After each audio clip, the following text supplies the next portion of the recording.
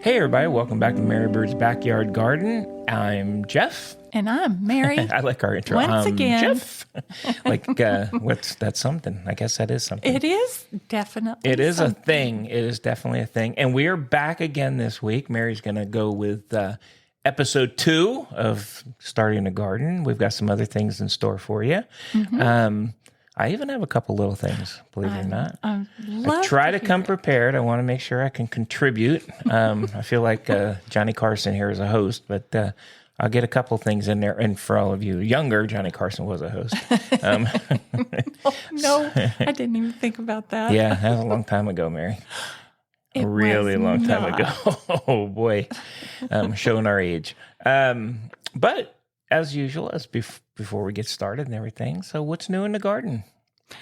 We finally got out of the house and we went and visited a little bit in the garden centers, which was fun.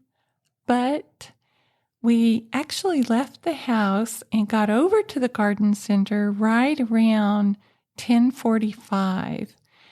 And it was It was hot.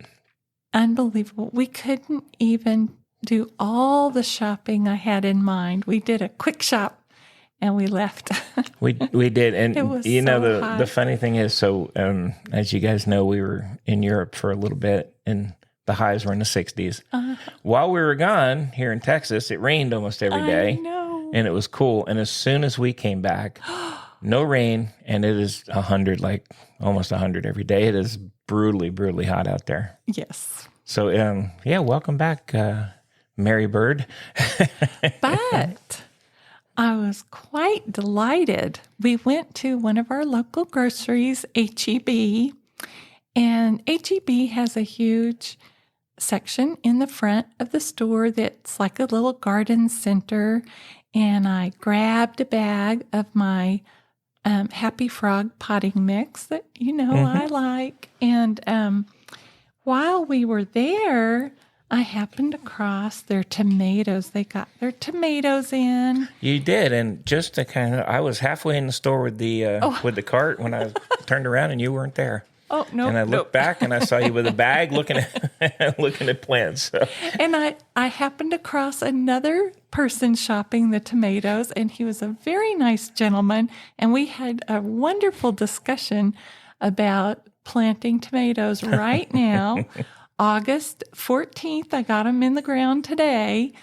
And this gentleman told me that he was late this year. He did. He always plants his July 15th. Oh, wow. Yes. He is late. I'm pretty amazed by that. Yeah. But, I'll give it a try next year.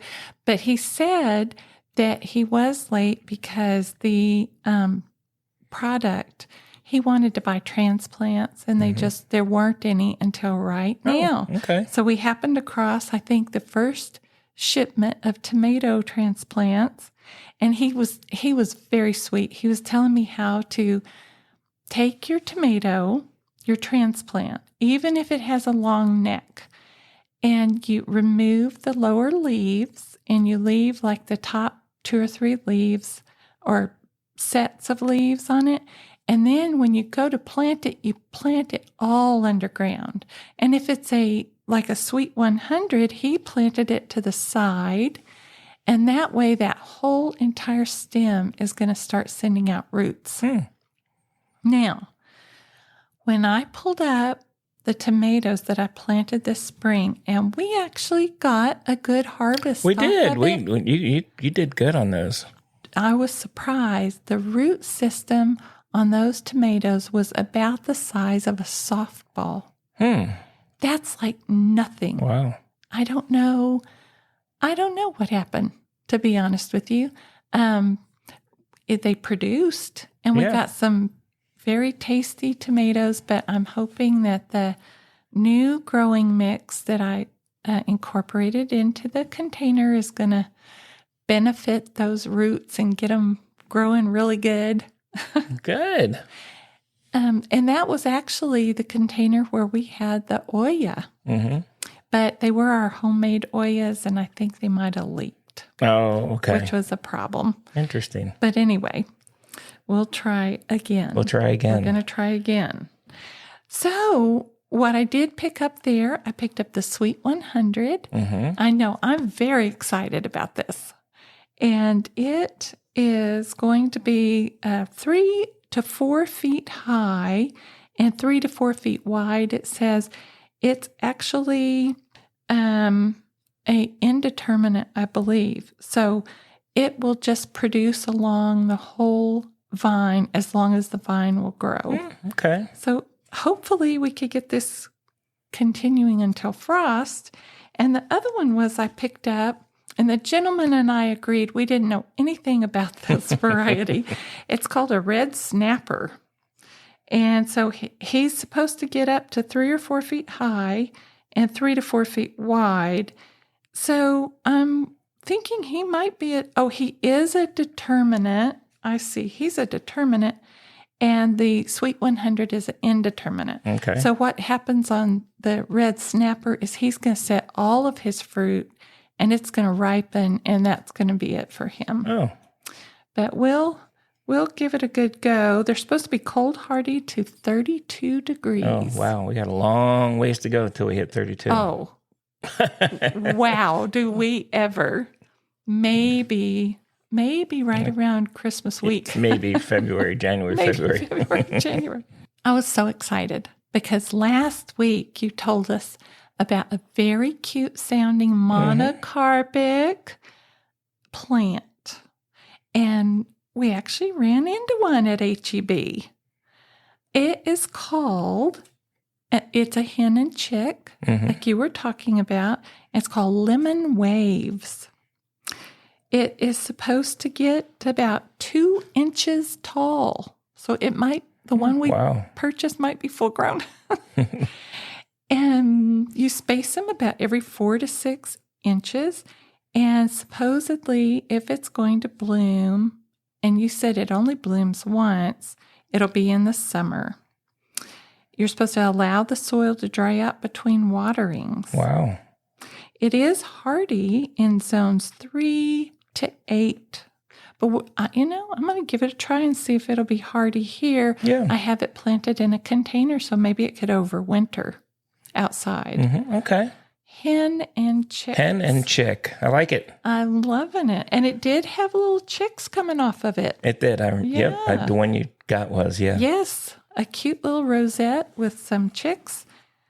And then, this is going a little bit long, but I just got so excited shopping for plants. It's been a while. It's been a little while. We went to one of your big box home improvement stores, and they had some of their things, outside, and we ran into a succulent, and it is called flapjacks. Okay. It was the best looking old succulent. It has these large leaves that come out, and they are rounded at the end and quite flat, sort of like a pancake. And I don't see all the information on here except that it loves full sun, which attracted me to it immediately. And it has a low water requirement. So it's going to be good in a container. Yes. Very good. And Did you plant that one? I planted it. I planted it with the hen and chicks. Oh, okay. Okay. Good. It's kind of our thriller, and the little hen and chicks are going to be the filler and spiller. Thrillers and fillers. Okay. That is what we found while we were on our journeys this week. Well, and I was with you, so yes. One thing we were both surprised at as we went to the big box, as you say. We were so used to it being unbelievably crowded. There literally was no one there, which was just crazy in the garden section.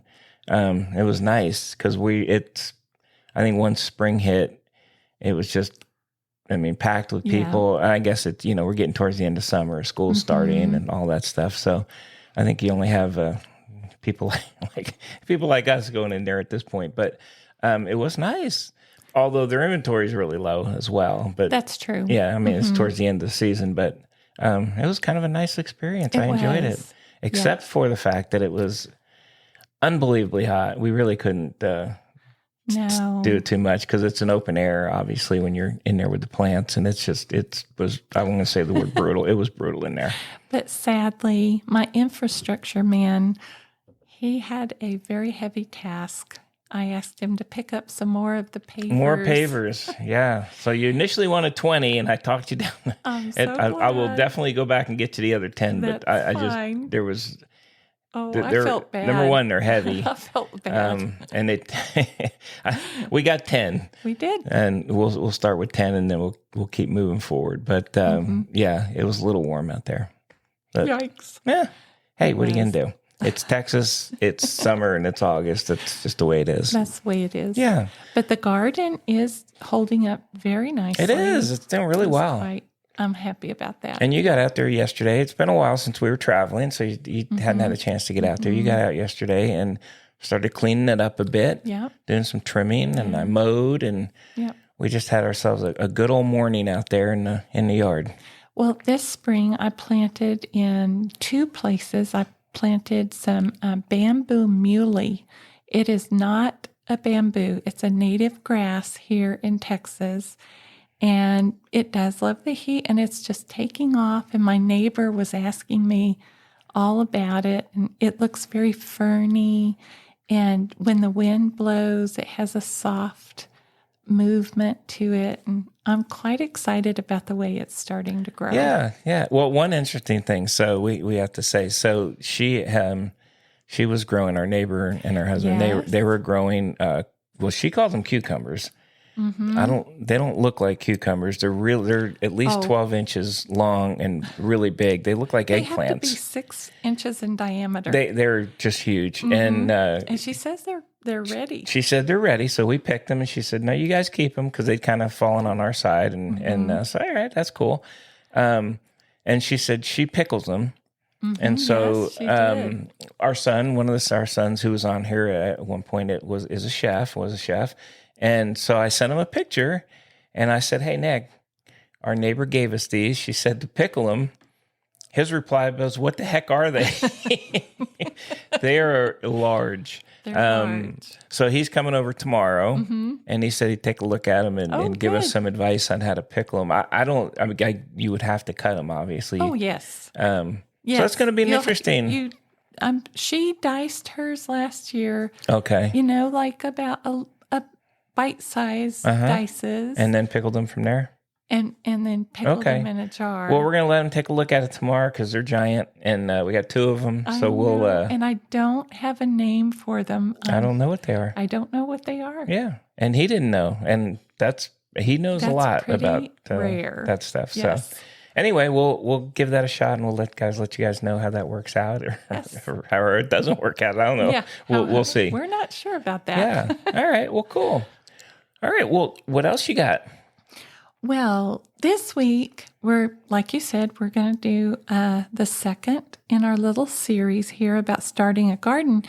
And last week, I was talking about drawing your diagrams, getting your directions properly designated on your plan. But I did forget to talk about thinking about how the wind travels across your property. I think we talked a little bit about the water. Yeah, we did. But we forgot about the wind. And the reason that, it came to my mind is because we were looking out our back windows yesterday, I believe it was, and you said, oh, Mary, where did that wind come from? And so our neighborhood, the way the homes are built, sort of creates a tunnel through the backyards that the wind rushes through. And you do want to think about that a little bit while you're drawing out your plan, mapping your plan, especially in the wintertime. You want to know where that when, and we're kind of lucky, and you could get one of these too, but we have a, I can't think of the name for it, our goose. We do. We have the weather vane we have our bought weather in Maine. vane. Yeah, we were up Yes. there. It's cool. Very cool. It's very cool and very sweet, and she always points in the direction that the wind is It blowing. does. It does. And it's very accurate. And it's very accurate. And so I know where the north wind is going to be traveling across our property, and we have some southern wax myrtles that are kind of planted against one of the fences, so it creates a break in the wind, and it helps things not to get and not to dry out so much in the summertime too, because that's part of it as well. Okay. So you do want to think about that. Just kind of note it for yourself. Yeah. But moving along, we were going to talk about how you want to think about growing your plants in your garden. And this works for perennials. It works for veggies, flowers, annuals, across the board. And so there's 3 categories that I immediately come to mind. You could choose to grow in ground. But I think last week Jeff said it might be his favorite in ground. If you can. If you can. And you might choose to grow in raised beds. And the third one is a container. Okay. So if you think about each of these systems, there's some positives, there's negatives to everything. And I kind of, just for interest and for something to think of differently, I kind of like to have a combination. We have a combination of all 3 of these. But, you do what suits you the best. Yeah. So if you're going to choose in ground, what are some of the positive things that you might think about? And in ground might come with a lower cost.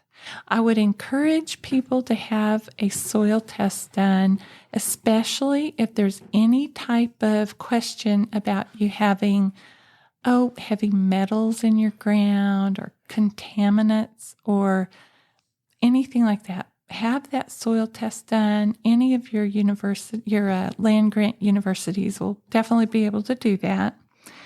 But you could channel the cost where you're not buying the hard structure into having a greater and richer soil amendments for your in-ground beds. And let me be kind of clear on this, because I think an in-ground bed can also have a designated width, but you could pull the existing soil up and then have walkways between it. That's still an in-ground bed. There's no structure on the sides, to my mind. And so you could amend with compost. You could do all that and have a rich soil. And like Jeff said, we really had rocks when we started growing, but our in-ground beds were built putting down a layer of cardboard and adding soil that we brought in. And I did some research and found what the best I felt like was the best that we could afford at that time. And then it was very laborious to transfer it to the garden, but it's paid off for years and years now. And so I do think that we were able to do that for under $400 to get all of our in-ground beds, and they're pretty big, Yeah, and we did, just to kind of note, we used that, and we did buy we had the soil dirt, whatever, delivered in bulk into the driveway.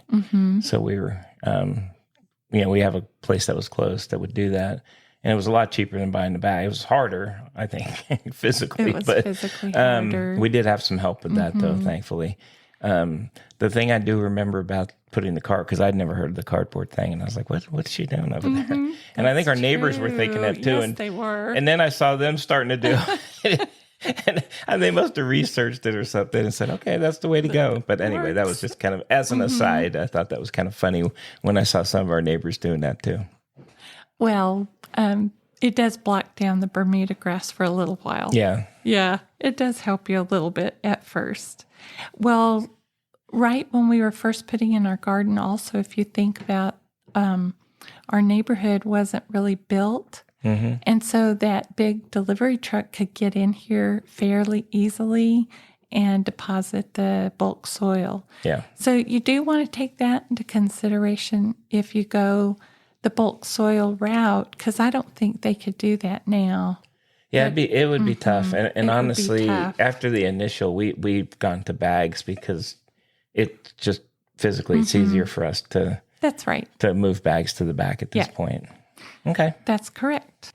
And so your in-ground planting, even though we buy bags from the store, like Jeff was just talking about, which is easier for us, generally we go with a mix that you would use in a container or in a raised bed, because those are the bags that we're able to lift and carry. The difference is in an in-ground bed, it still has access to all the soil life. And the soil life can actually incorporate that material, bring it in, and use it to feed the plants and everything like that. And so that's a real positive for doing an in-ground bed. You can mound them up so that you could work, let's say you have poor drainage, you could mound the dirt up and help the water drain away. Let's say you have a very dry spot, you could incorporate lots of compost to help it retain water. You could do things like that too, even though they're in ground. You could choose how wide or narrow you want to have your beds. If you're going to be growing things that you need to get in there and think about weeding, a lot of people grow for cut flowers and things like that. You don't want to have it any wider than 4 feet. You will always want to be able to reach in 2 feet. And that's something to think about, just to physically save yourself some heartache there. But also an in-ground bed, you could tuck them into huge variety of shapes, and you could get them in a little corner. You could take them in a circle. I mean, you have a lot of flexibility, which is super nice there. And then they're fabulous for perennials, I would say. That's, Now, I think, this is my opinion here, but I do think your in-ground bed provides, as long as you keep working with your soil life and you really grow for your soil life instead of your plant, it will hold the water longer and provide a lot more water to your plants than either of these other two options. But, you're going to have some negatives, right? And so one of the things is easier access for, if you're in an urban situation, dogs, cats in the neighborhood. We actually fenced ours so we could keep our dogs out of there. And I know that was something Jeff was going to talk about, because the critters are going to have a wide access. Some people say you have greater contact with diseases or pest problems in an in-ground situation. I don't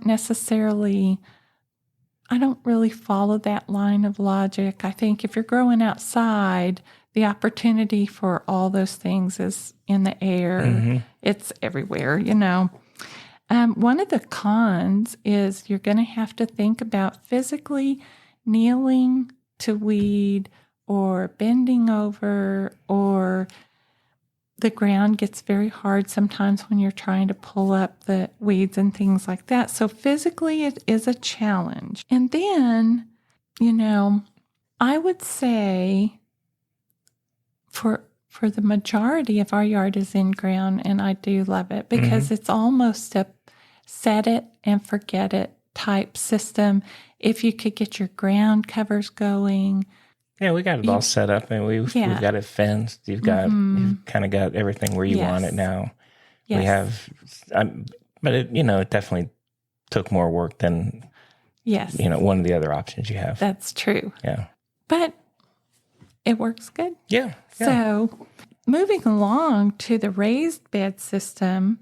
The raised bed system also has access to the soil, but the layer that you're going to build up with your soil mix is larger. So the roots are going to some of the roots won't travel all the way down into the soil. Some of the really good things about them is a raised bed, to my mind, has structured sides to it. And you could write a whole entire book about the material you use to structure the sides and the pros and cons of each material. So I'm not going to go there today. I'm just going to say a form of structure that will hold the soil in. So one of the things that I really love about our little kitchen garden area is that there's specifically divided spaces, and you can make them decorative. And I love that, and you could play around with, okay, in this square, I'm going to be growing 16 carrots. And in that square, I'm going to grow 4 lettuces.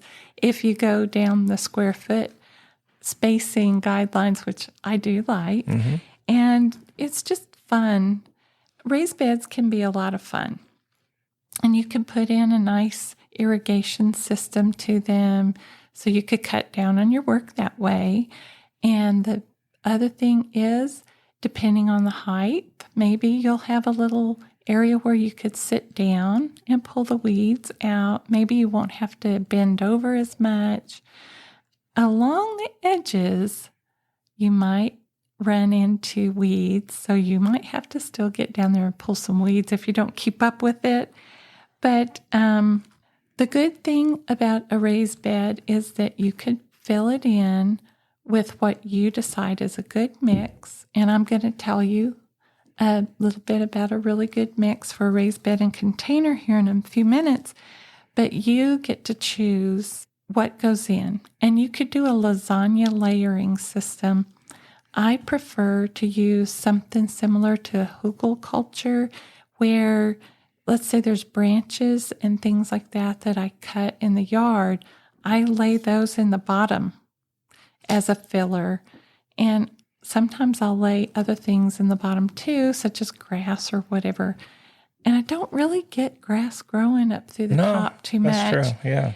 And then you don't have to go out and buy as many bags. That can get pretty expensive. Not so much kneeling.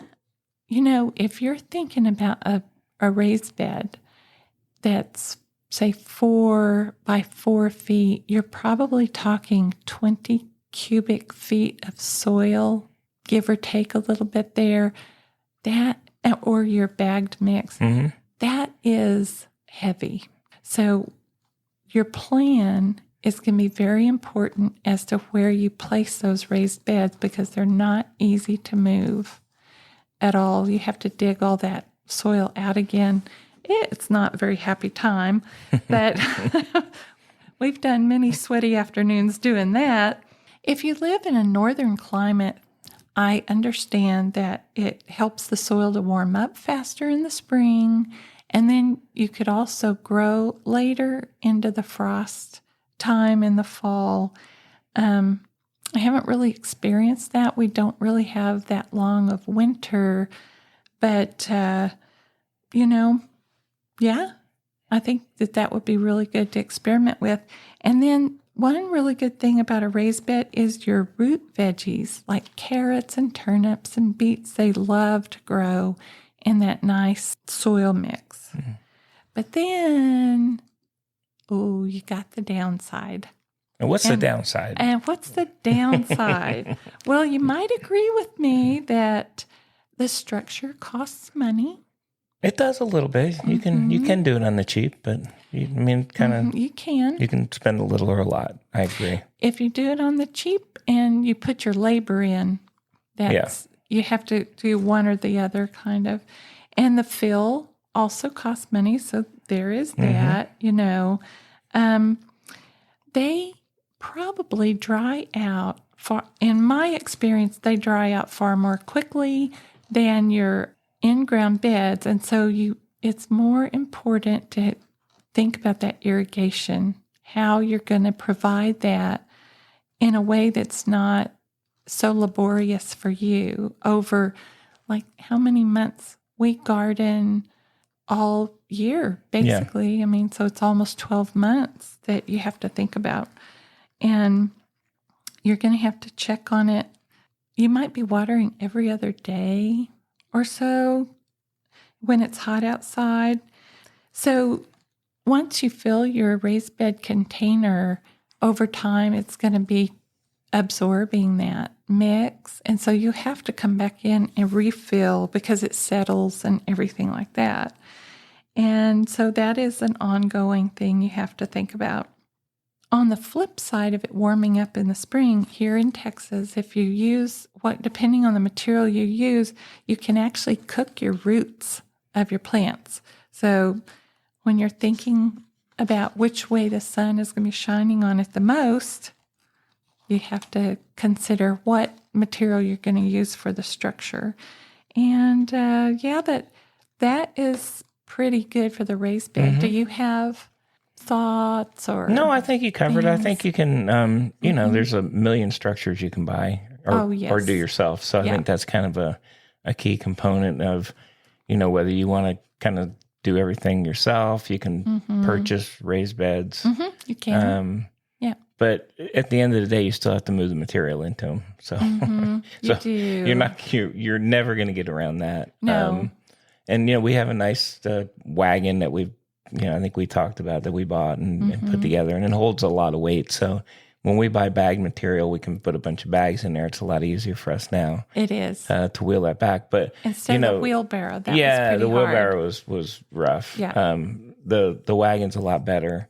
We can put a lot in there and move it. I think the one thing is in the garden you've built, our little kitchen garden, it's nice because there's a pathway to get to them. Mm-hmm. So even though, they're in the wagon, you got to make sure the wagon can get to the area that you're going to. So that is a good point. Yeah, because you don't, or you're going to get halfway there and you're still going to have to carry them. And they do get heavy. I mean, I'm not going to lie to you. But it's worked out well. I think you've got it set up the right way. Mm-hmm. You've got your drip irrigation going in there. Yeah. So from that standpoint, I think it looks good. So one of the things that always is a stumbling block for me, I can visualize the garden plan if I'm overhead and I'm looking straight down towards the earth. I can draw that out, but I don't have a good visual eye for once we build the structure up, how that's going to impact our view and how that's going to relate to the rest of the landscape. That's a little challenging for me. That may not be a con for everybody, but I've learned over time it's kind of a con for me. I have to work on it. You've done good though. We've moved stuff a couple times, but generally I think you kind of got things where you want them right now. Yes. So that's good. Yeah, I do love that little plan for the kitchen garden. I'm very enthusiastic about it. Yeah. But the third type of gardening that people could do, and this relates to, the other two relate to people that have access to some form of land. The last one really relates to everybody. And that is a container garden, very universal. And I distinguish a raised bed from a container by the fact that in a container, they don't have access to the ground.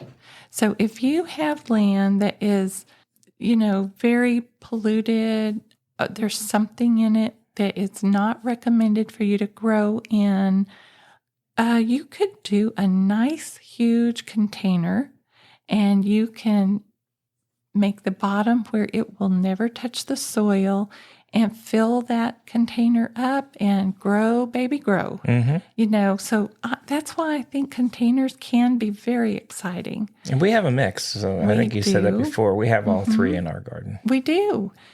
And that's been very fun. It's a challenge to learn how to grow in each one. So, thing of it is no matter how large or small of a space you have, you could grow in a container. Even in a windowsill, you could grow in some pots. You could grow herbs. Very nice. that herbs are very nice to grow in containers. You could place them anywhere. You do want to watch out, of course, for water if you don't want to damage something in your house. But the one thing about containers, depending on the size, they can get heavy, but mostly they're pretty movable. Yeah. You could figure out a way to move them around. So if you are in a very shady area and you have to chase the sun, you could actually do that. You know, you could grow pretty much anything in a container, even a tree, if you take care of it properly and do your research. And citrus trees are a very positive plant. I'm having fun growing mine in containers. And today, they have a lot of options with large containers on wheels. Yeah, they do. And that I'm very excited about that. I want to give that a try.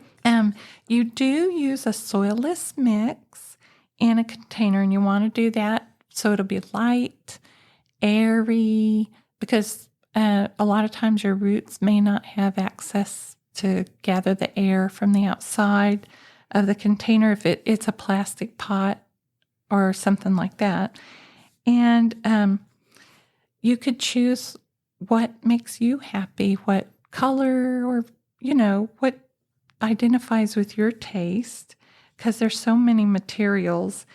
You have to make sure that that container has drainage. That is a primary importance.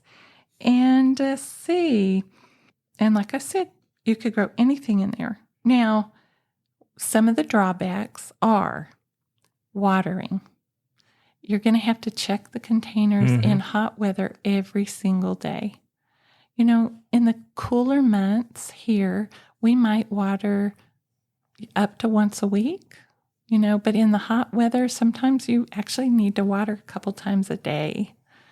And our citrus trees need to be watered more than once a week right now.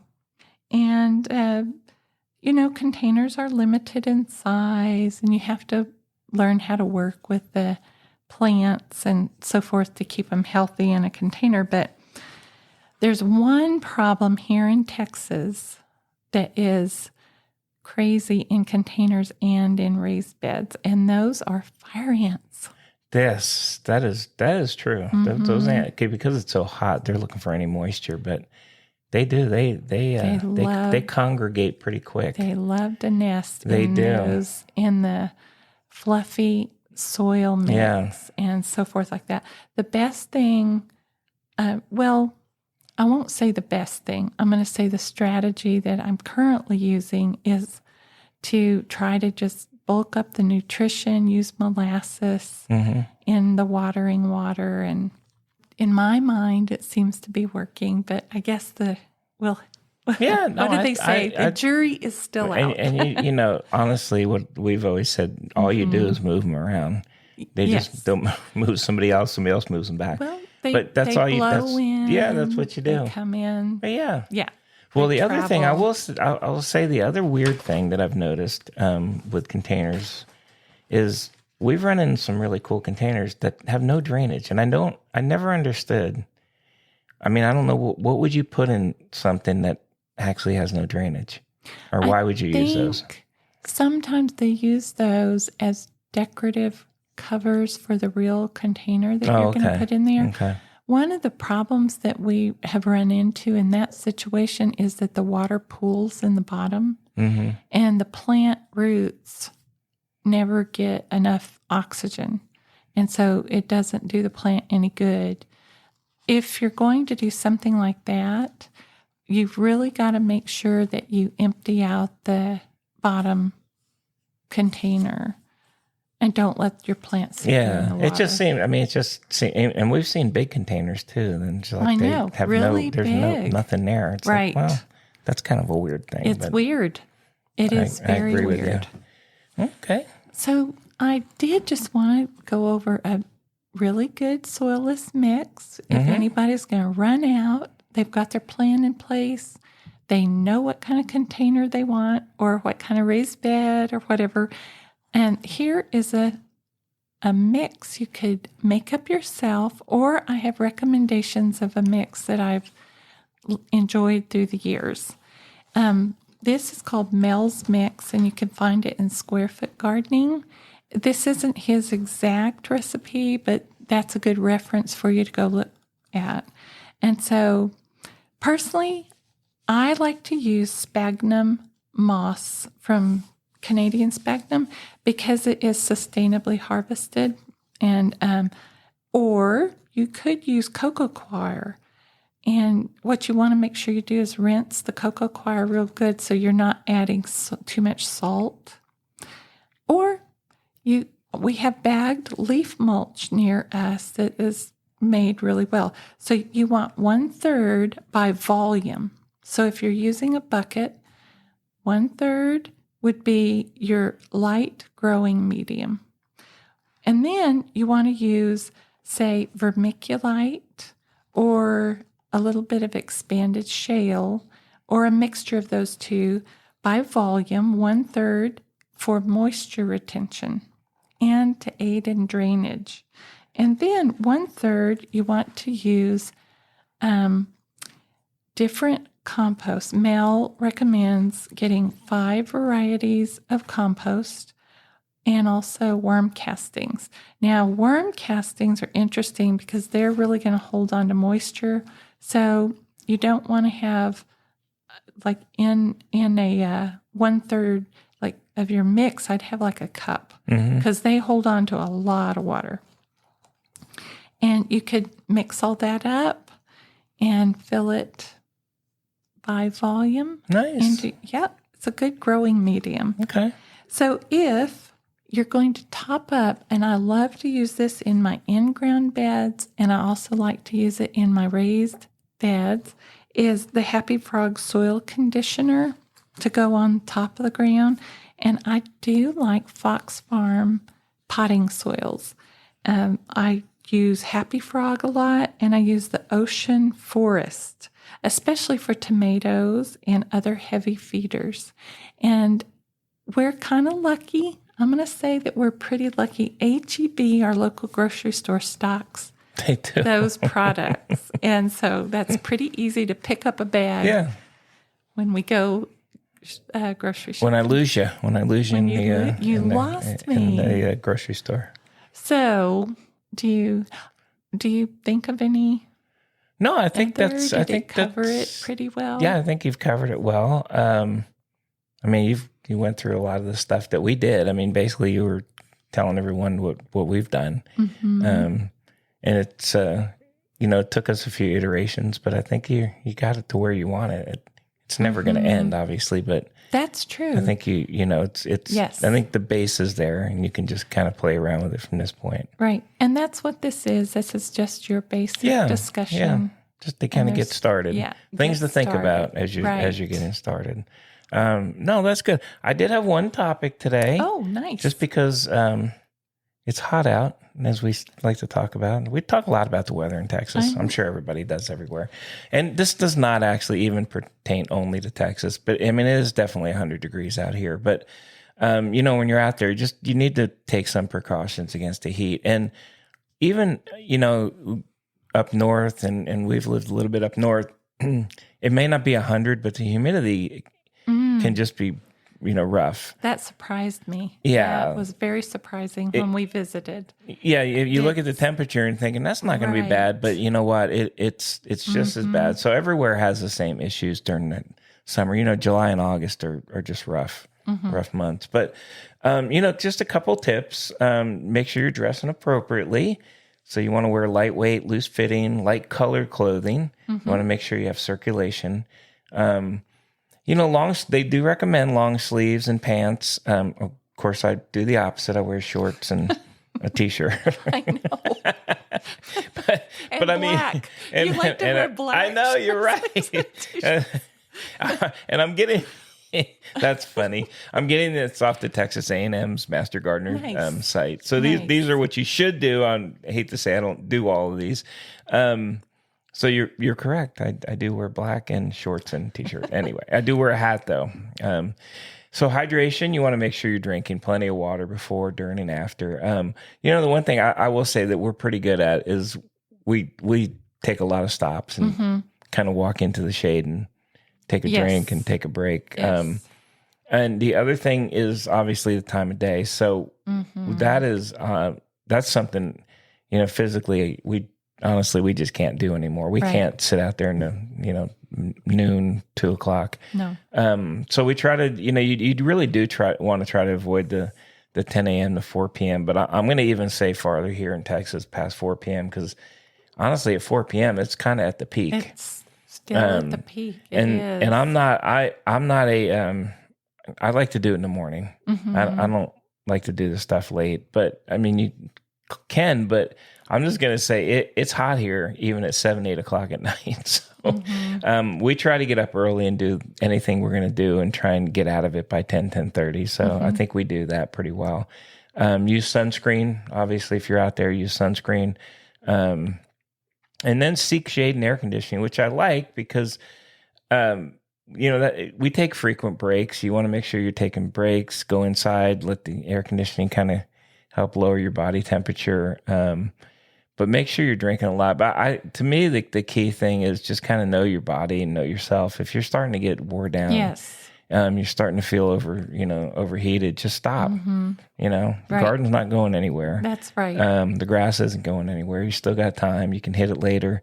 I stop a lot and get on the porch and sit in the chair that's in the shade, drink some water until I'm, feel better and then kind of keep going. So, I know we all tend to kind of rush in and want to finish stuff, but take your time, make sure you're safe out there. The sun is a brutal, brutal thing and the heat can get you. So, stay safe as you're gardening out there. I agree. Thank you for bringing you're that welcome. to our attention. Welcome. And you're funny. I know the dress appropriately. I absolutely don't do, but hey, that is what hilarious. Can I say? That's pretty good. I'll tell you. That was pretty good. That's pretty good. What else? Do you have anything else today? I thought that next week I would go over how to add substructures if you want to your garden. That would be the next thing on the list to think about. That sounds good. Well, we will visit that next week and have some good tips today. No, that is terrific. Okay. I'm really looking forward to the fall planting season and getting back in there. Yeah, you got your beak wet yesterday. Back out there in the getting a couple little plants, and I could see you're ready to get after it. So I hope you guys enjoying this, and we certainly hope you follow us on this journey and join us next week as well. We'll bring you some more tips and some more things. I'm still laughing about the dress appropriately. I actually do the exact opposite of that. And one little tiny thing now that I think about it, I'll just insert this real quick. Sometimes wearing sunblock it feels so heavy and I don't always enjoy wearing it. So I do make sure I have shirts that are SPF 50. Yeah. I wear gardening gloves. But if I get really hot in the garden, sometimes I'll take a towel, like it's like a fingertip towel or a hand towel, and dip it in water and lay it on my back. Even if I need to go sit down and cool off in the shade, that helps a lot. Yeah. And wear a hat. Yeah, I do wear a hat. We both wear hats. So that's definitely a key. But the sun's a killer. Yeah. All right, everybody. Thanks again for joining us, and we'll see you next week. Happy gardening. Okay, we'll talk to you tomorrow. We're not going to talk to you tomorrow. We're going to talk to you next week. Next week. Okay. Ooh, ouch. Okay, bye. Bye.